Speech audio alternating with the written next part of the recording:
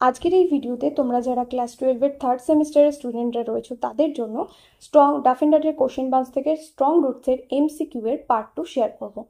তো এর আগে ভিডিওতে পার্ট 1 শেয়ার করেছি 40টা, প্রথম 40টা এমসিকিউ এর আগে ভিডিওতে শেয়ার করেছিলাম তোমাদের সাথে। যারা এর আগে ভিডিও দেখোনি, এই ভিডিও ডেসক্রিপশন বক্সে প্লেলিস্টের লিংক পেয়ে যাবে, অবশ্যই করে কিন্তু ভিডিও দেখে নিও। তো চলো 41 থেকে স্টার্ট করা যাক। যারা যারা নোটস পারচেস করতে চাও ক্লাস 12 এর সেমিস্টার 3 ইংলিশের, বা আমার কাছে অনলাইন ক্লাস করতে চাও, এই ভিডিও ডেসক্রিপশন বক্সে হোয়াটসঅ্যাপ নাম্বার দেওয়া রয়েছে, সেখানে কিন্তু তোমরা যোগাযোগ করতে পারো। এছাড়া টেলিগ্রাম, ইনস্টাগ্রাম এবং আমাদের ফেসবুক পেজও কিন্তু তোমরা ফলো করতে পারো। তো চলো সময় নষ্ট না করে 41 থেকে স্টার্ট করা যাক। The coconut grove where Kalam's father use to walk down every morning was about 4 miles. যে নারকেল বাগানে এপিজে আব্দুল কালামের বাবা প্রতিদিন সকালে যেত, সেটা কত দূরে ছিল? সেটা প্রায় 4 মাইল দূরে ছিল।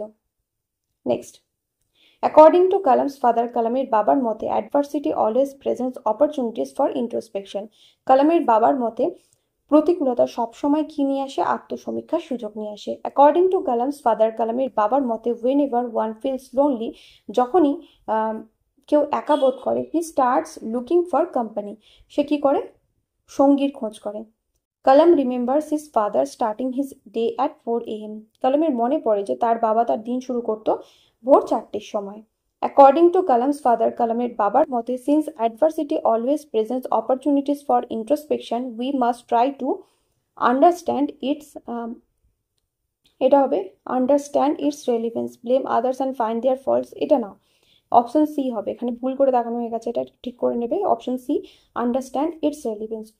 যেহেতু কালামের বাবার মতে যেহেতু প্রতিকূলতা আত্মসমীক্ষার সুযোগ এনে দেয়, তাই আমাদের কি করতে হবে? এর তাৎপর্য বুঝতে হবে। Kalam's father followed his routine till late 60s। কালামের বাবা তার এই রুটিনটা বা তার দৈনন্দিন যে রুটিনটা ছিল সেটা ফলো করতো। কতদিন অবধি অনুসরণ করেছিল এই রুটিনটা, মেনে চলতো? লেট 60s, 60 বছর বয়সের শেষের দিকে গিয়েও। Jainulabdeen started his day at 4 AM by reading the namaz. Jainulabdeen তার দিন শুরু করতো 4টের সময়, ভোর 4টের সময় নামাজ পড়ে।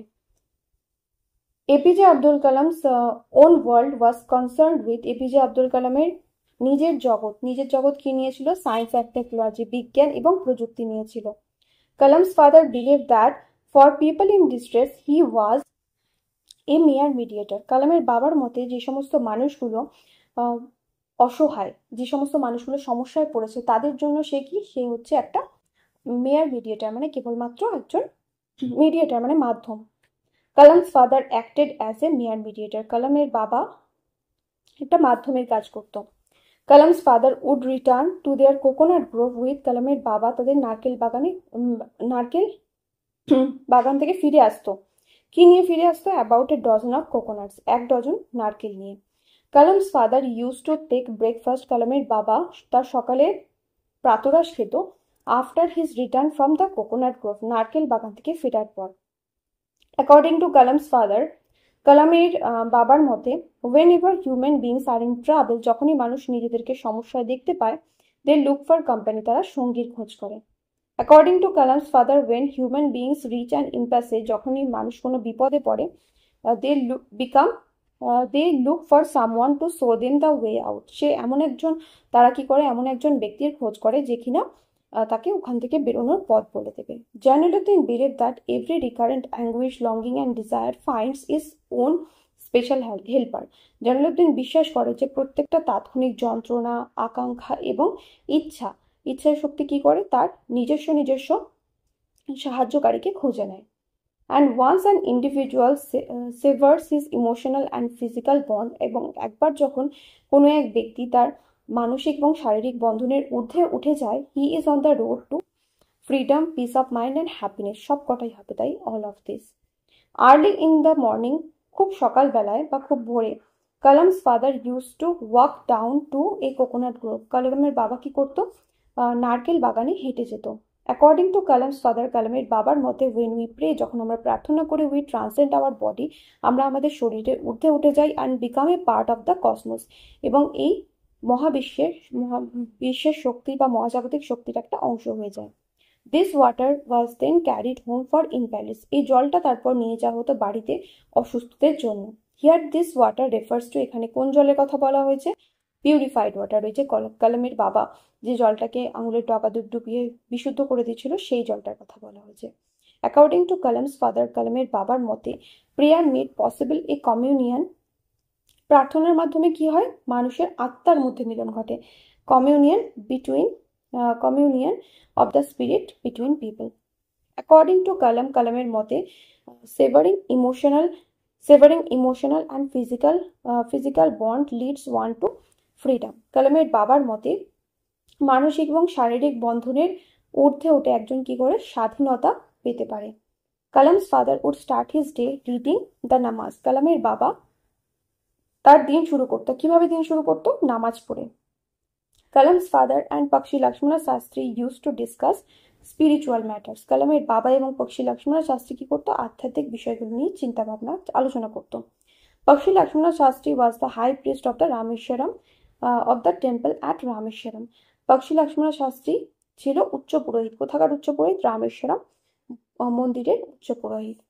APJ Abdul Kalam believed in the existence of APJ Abdul Kalam কিসে বিশ্বাস করতো, existence of a divine power, APJ Abdul Kalam বিশ্বাস করতো একটা ঐশ্বরিক শক্তিতে।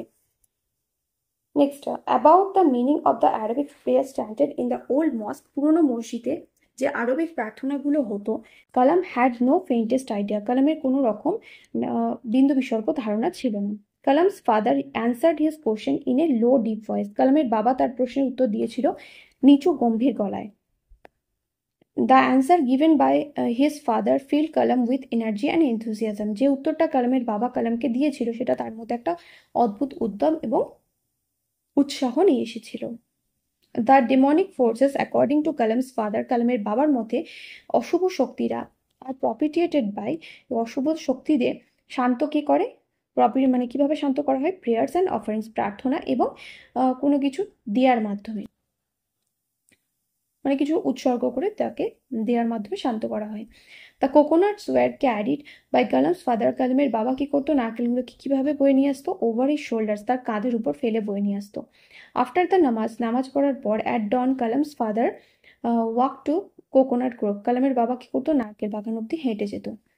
What is the significance of the title of strong roots in this extract, strong রুটসের তাৎপর্য কি এই গল্পে। It symbolizes the important values instilled in the author during his childhood. এটা কি বোঝায়, ওই যে লেখকের যে গুরুত্বপূর্ণ নীতিবোধগুলো যেগুলো তার শৈশবে তার কাছে মানে ছোটবেলায় তার মধ্যে যেগুলো প্রবেশ করানো হয়েছিল সেইগুলোরই কথা স্ট্রং রুটস বলতে বোঝায়। Next, what does Abdul Kalam's father teach him about the troubles and sufferings in the extract? They are inevitable part of life that lead to growth and self-discovery. Next, based on the extract, how would you describe APJ Abdul Kalam's mother? এই গল্পের উপর ভিত্তি করে তুমি কিভাবে APJ Abdul কালামের মাকে বর্ণনা করবে? She was known for her compassion and generosity towards others. তো এত অবধি তোমাদের এমসিকিউ এর পার্ট 2 থাকলো। নেক্সট ভিডিওতে ফিল ইন দ্য ব্ল্যাঙ্কস তোমাদের সাথে শেয়ার করবো। দেখা হবে নেক্সট ভিডিওতে। Till then by.